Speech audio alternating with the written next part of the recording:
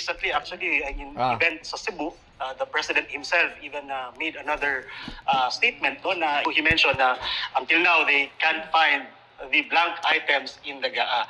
Although ilang beses nang pinag-usapan at napag-uusapan ng taong bayan na yung bicameral report nga.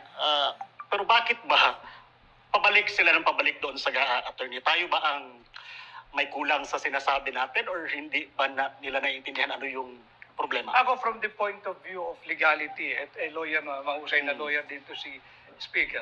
Alam ninyo, pasalamat nga kami ni Kong Sid because they're making the case a lot easier for us. The fact that they have affirmed that there is nothing blank in the GAA bolstered our position that there are blanks in the Bicameral Conference Committee. Therefore, merong makakating kamay ang naglagay ng halaga na umaabot sa 241 billion pesos more or less na walang authority doon sa Bicameral Conference Committee report. Naging very airtight na yung kaso. Sino yun? Sino yung may makakating kamay? Kaya lagi nga nating sinasabi, babae ba siya? Lalaki ba siya? Tandem ba sila o marami sila? Yan ba yung fourth chamber o yung fourth house na tinatawag? I think if you remember, in the first episode, ang sinabi natin, klarong-klaro that there were blank items in the Bicameral Conference Committee report. As the days goes on, lumalabas yung katotohanan Nung una, may mga nag-deny pa na walang blanco. Then later on, may nagsabi, lumabas na yung yung old statement ni Senator Amy Marcos na December pa na, nagsabi na siya na may mga blanco. Then later on, may mga nag-confirm na rin at saka may mga media na nakakuha na ng copy na may blanco. Then yung final admission, yung kay Representative Kimbo, na sinabi na yes, there are blanks. Pero puno nga daw yung fill up daw yung GAA, which is their insistence ngayon na yung GAA puno. Walang problema, yes. But as I have said, as the days goes on, it's getting clearer now that may blanks, yung 28 blanks, yung Bicameral Conference Committee report, and filled up yung GAA. Now, remember that the 28 blanks in the Bicameral Conference Committee report were approved and signed by the members, and it was ratified by both houses of Congress, Senate at saka House. You cannot anymore change that kasi ratified na. Paano lumabas doon? Paano lumabas sa GAA or sa enrolled bill na meron ng figures when ang ratified version wala? So, it's getting clearer. Noon medyo nalilito pa, pero ngayon lumalabas na talaga ang katotohanan. Yung sabi natin, yung first episode, the truth will out, as it always will. Ngayon, lumalabas talaga ang katotohanan. Correct, Congressman Sid, naalala ko lang itong sinabi ni Congressman Bebot during the last episode na yung minention mo, Kong, na yung sa printing, baka doon nagkaroon ng, ng paglagay ng changes. Paano bang i-refresh mo sa amin yun na kasi gusto nilang ibalik palagi doon sa GAA. Kasi ang GAA, sabi nila, kumpleto. Kaya pinirmahan ng Pangulo. Kumpleto. Totoo naman, kumpleto yung GAA. Dahil nga, nilagyan na ng amount Nilagyan na ng mga projects na wala. Originally, wala yan sa BICAM report. At wala din doon sa inaprubahan sa plenary. So pagdala sa printing, doon na nila tinira yan sa printing. Printing of the enrolled bill. Of the enrolled bill. Yun na yung dinala din sa Malacanang for signature of the President. Kasi yun yung window, Kong, from the ratification, from the ratification of the BICAM report, yun yung gap bago dalhin sa Malacanang, yung GAA.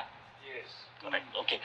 Kong, thank you. Balikan ko lang, I think it's very important for fellow Filipinos, especially itong mga ordinaryong Pilipino, na maintindihan, Kong, especially Attorney Vic, itong sinasabi natin na reenactment ng bill kung sakali. In layman's term, pwede ba nating mapaintindi kung ano ibig sabihin pag sinabing reenactment ng budget? I will yield it to the two members of the House. Actually, yung reenacted budget na sa Constitution yun, na pag walang budget na mapasa yung Congress, the budget of the previous year will automatically reenact. Pero this means MOOE yan. So, MOOE yung reenact. Yun ang maganda, yung na-foresee ng framers of our Constitution, na just in case walang mapasang budget, hindi pwedeng mag-shutdown. Yung shutdown, it happened in the United States. Because in the United States, wala silang provision sa kanilang Constitution na pag hindi nakapagpasa ng budget ang Congress, mag-reenact yung previous budget. Sa US, they have to shut down kasi wala silang napasa. Walang pang sahod. Oh, wala. Walang pang sahod. Stop talaga sila. Yung sa atin, because of pwede mag-reenact, yung MOOE, automatic yun, lalabas yun bigla.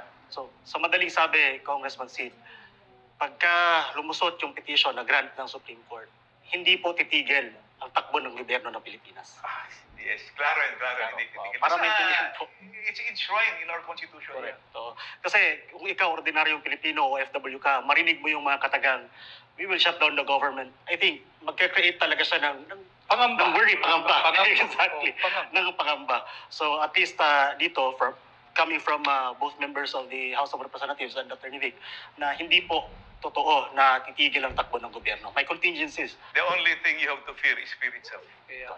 Correct. And also, in connection doon sa napapag-usapan, there is also no truth doon sa sinasabing yung petition questioning the constitutionality of the 2025 budget is meant to destabilize the government. No, never. Because the fact that we went to the Supreme Court is a clear manifestation that we recognize that the Constitution is the fundamental and paramount law of the nation. We recognize the supremacy of the Constitution. Walang destabilizer na kikilala sa ating saligang batas. Walang destabilizer ang pupunta sa Korte Suprema para idulog ang kanilang hinaing. At yan, eksakto ang ginawa namin ni Kong Sid at kasama yung mga petitioner. Kami ay dumulog sa Korte Suprema dahil kami naniniwala na buhay ang ating saligang batas. Very And good point. that Thank you, is Attorney Vic. Yes, proceed. the last and only recourse because nagkamali ngayong Kongreso, then napirma na ng Presidente. The last and only recourse is to go to the Supreme Court. So we respect the rule of law. Oh, klaro yun. Because that's the last and only recourse, kukuha tayo ng ruling, adjudication ng Supreme Court.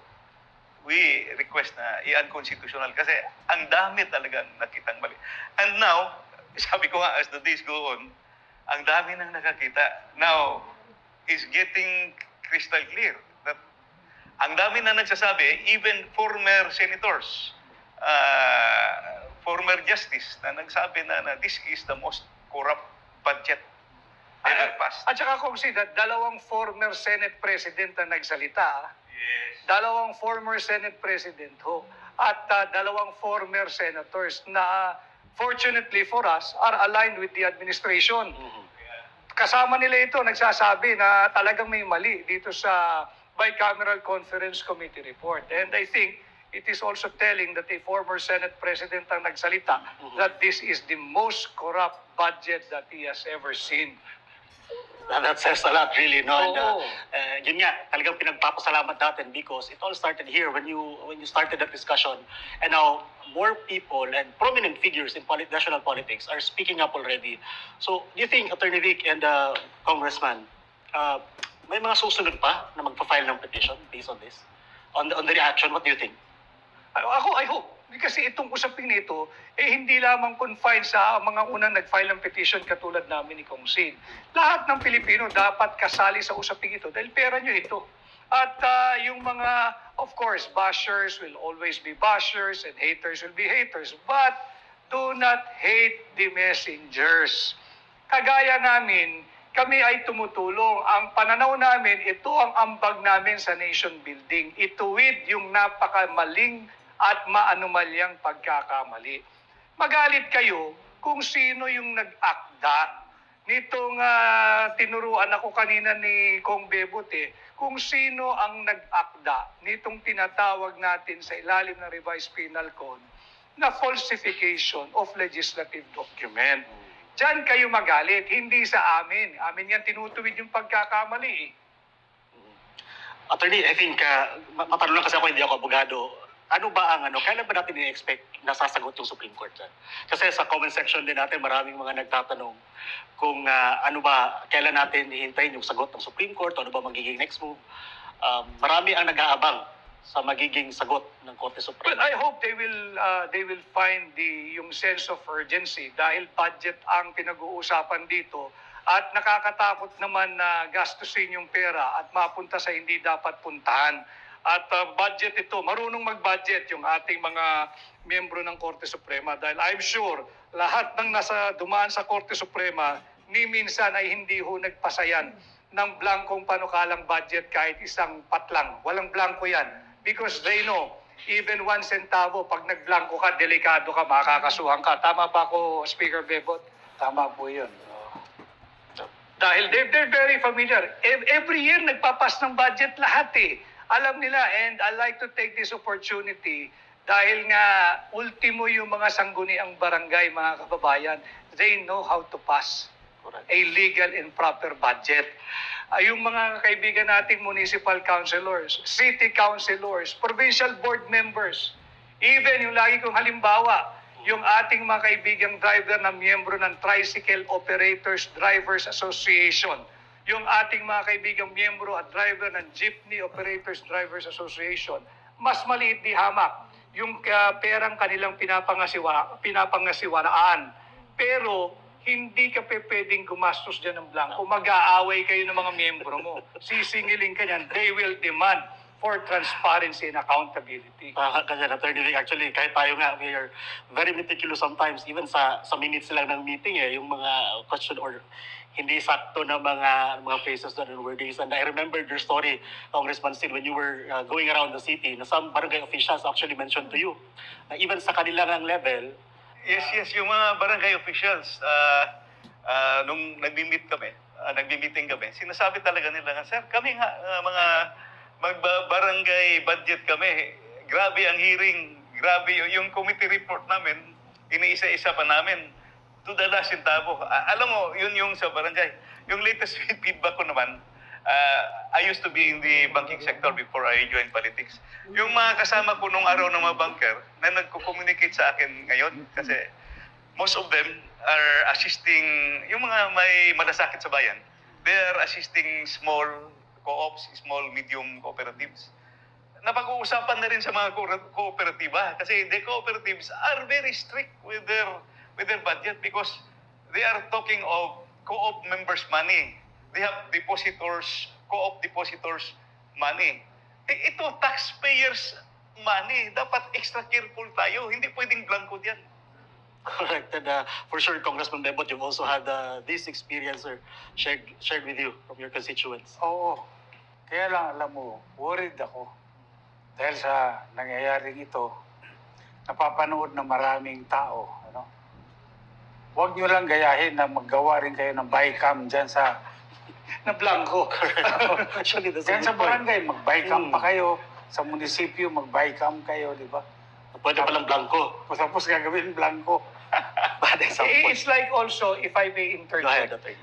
para kung kayong bumili ng isang property, hindi kayo papayag na i-issuehan kayo ng titulong blanco. Kahit original yung titulo ninyo, pag blanco hindi ka papayag. Paano mo lalagyan ng muhon yung ari-arian mo? Paano mo malalaman yung meets and bounds, yung technical description ng property mo? So kahit authentic yung titulong kinuha mo, pag blanco, isosoli mo yun sa developer o yung nagbenta sa iyo ng property because you will not take a blank TCT or condominium certificate of title. You will always demand for the technical description. Tama. Yes, Kung Bebot, may idadagdag ka. Kung. Wala, naalala ko lang. Yung sinasabi ni Attorney Vic na blanco nga yung titulo.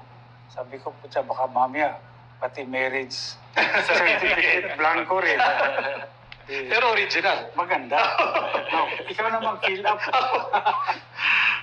So yun nga, maraming nag-aabang talaga, Attorney and Congressman Sid, on the development of this particular petition. And we hope that people will continue to talk about this particular matter. So from this day moving forward, Attorney Vic, what can we expect from you and Kong Sid? Ano ba mga next steps natin? Do we continue to educate while waiting for the resolution or the discussion dito from the Supreme Court? Congressman Sid. Of course, nandun yung ating official arguments, yung ating data, yung figures na pinadala. In the meantime, it's really good to have the people informed, to keep the people informed. Because this is your money. Yun na every day, whatever we do, kada galaw natin, sasakay ka ng tricycle, bibili ka ng mantika, bibili ka ng asukal, punta ka sa grocery, bubuhos ka ng gasolina, you are paying VAT kada galaw. So, every movement mo, nagbabayad ka ng taxes. We owe it to the people to explain how their money is being spent and how the people's budget is being deliberated. It is very, very important. This is not an ordinary matter. Thank you, Council. Attorney Vic, are you confident that the Supreme Court will grant this petition? I'm confident simply because Supreme Court people, they know how to pass the proper budget.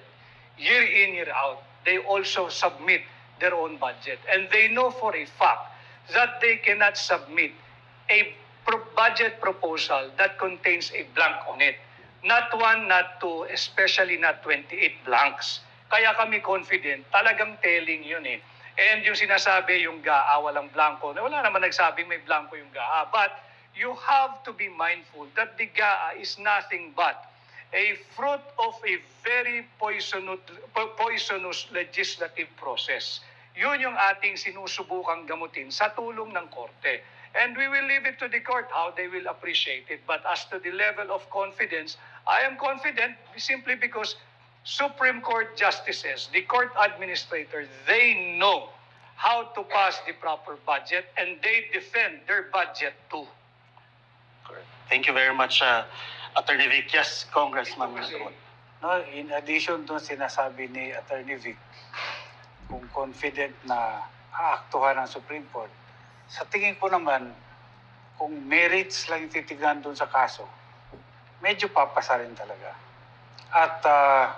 At sa tingin ko rin, dahil nga ito ay napag-uusapan na ng maraming tao, dadami pa rin ang magpa-file ng action, legal action sa korte. Will that be helpful, Congressman Bebo? Yes, dahil makikita ng Supreme Court na may demand ng hustisya. Hindi lang sa isang grupo, kundi sa maraming tao. Congressman, Attorney, balikan ko lang ito kasi napag-uusapan eh. I think parating na may mention, so gusto din natin na maintindihan din ulit ng ating mga kababayan. Ano ba itong tinatawag nating enrolled bill? And nakatanggap na po ba kayo ng copy or nakita nyo na ba yung copy ng enrolled bill na ito? Yes, actually, yung enrolled bill is the product of the Bicameral Conference Committee report. Sa mga experience na sa budgeting, meron kaming tinatawag na faithful copy. Dalawa ang faithful copy yan eh. Faithful copy from NEP to GAB. Kinukopya lang yan eh. Halos Xerox copy yung ano yung i-propose ng executive, gawin mong GAB, kinukopya yon, faithful copy. Another faithful copy is from BICAM report. Kung ano yung BICAM report, yun talaga ang i-reflect mo doon sa enrolled bill. I think... Ang ka mo ng plenary. Yes. After, kasi ratified mo na. Ratified. After na ratified ng plenary, papasok yun sa enrolled bill. Yung enrolled bill na yan, yun yung papadala na sa pipirman. Magipabalakan yan, papirman, then yun na yung gagawing GAA. Correct. So, I think you've raised this question already before, Congressman Sid. May copy na ba kayo? Nakita niyo na ba yung buong enrolled bill? Actually, I heard na from the Senate na humihingi, from the House may humihingi. Parang hindi pa talaga nakakuha ng kopya ng enrolled bill. Yung binigay sa kanila yung BICAM report. Okay. But from previous experience nyo dyan sa Congress, how soon ba na lalabas itong copy ng enrolled bill? Is it easily available to the members of the, Alam mo, of the Congress? kung wala namang problema, walang tinatago, available ka agad yan eh. Kaya lang ngayon, nakailang sulat na rin ako requesting officially for a copy of the enrolled bill. Hanggang ngayon, wala pang binibigay sa opisina. Kung Bebot, bakit pa mahalaga na makita natin yung copy ng enrolled bill? Simply compare the BICAM report and the enrolled bill. Doon mo makita yung milagro, yung magician, yung Okay. magic pala. So that's a crucial document na pwede nating ma-review. Tama ba ako? Oo, kasi hindi inosenteng dokumento yun. Mm. At kagaya nga ngayon, meron ng petition, may evidentiary value yun.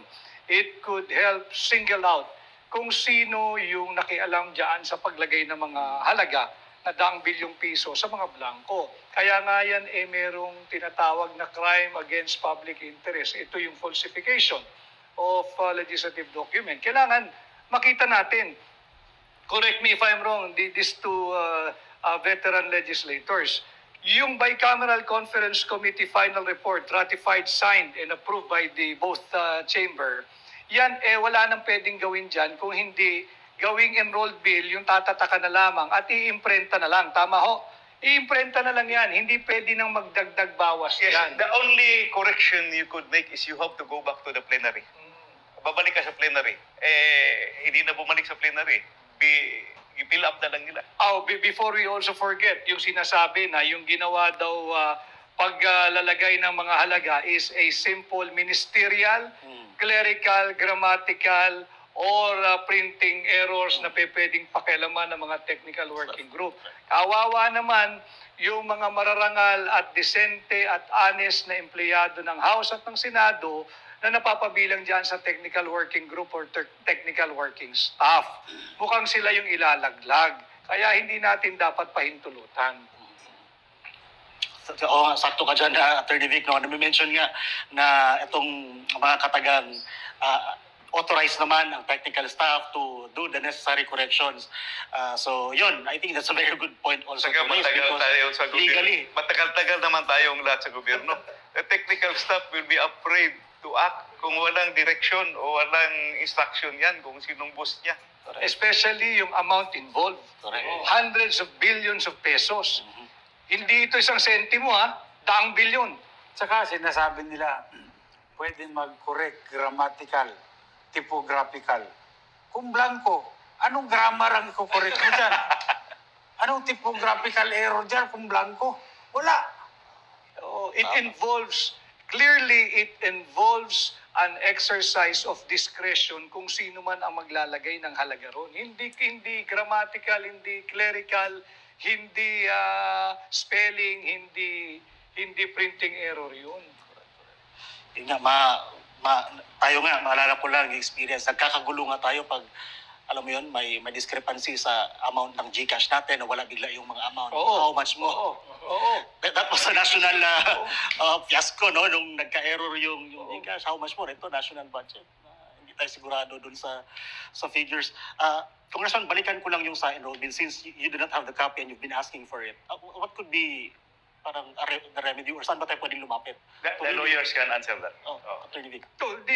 Sa Supreme Court, pag hindi pa rin sila nagpe-presenta, ordinarily, the court will issue a subpoena na ilabas yung missing document that will prove or disprove the argument presented before them. And when we do a little reverse engineering for the benefit of our viewers, dahil maganda ho ito na ultimo ordinaryong tao na akin nakakasalubong, they're now talking about the budget na seemingly ay reserved sa mga mambabatas. Ating pag-usapan yan, malalim yan. Iwan natin yan sa mga senador at kongresista. But ngayon, mulat ang tao at naiangat natin yung level ng diskurso, pinag-uusapan na yung budget. And I think we are duty-bound to try to simplify as much as possible yung usaping budget na ito dahil involved na ang kahit na sinong Pilipino, nakakaintindi ka man ng budgeting o ordinaryo ka man. So tama akong sabihin na from GAA, hindi siya magiging GAA kung hindi pinirmahan. Dahil kung hindi pinirmahan, mananatili siyang GAB, yung General Appropriations Bill, na ang pinagmulan ay yung enrolled bill na ang pinagmula na hindi mo na pwedeng galawin ay yung Bicameral Conference Committee report that was ratified, approved, signed, and filed at the House Bills and Index Surveys. Kaya siya nagiging enrolled. Para makita lang na ating mga kababayan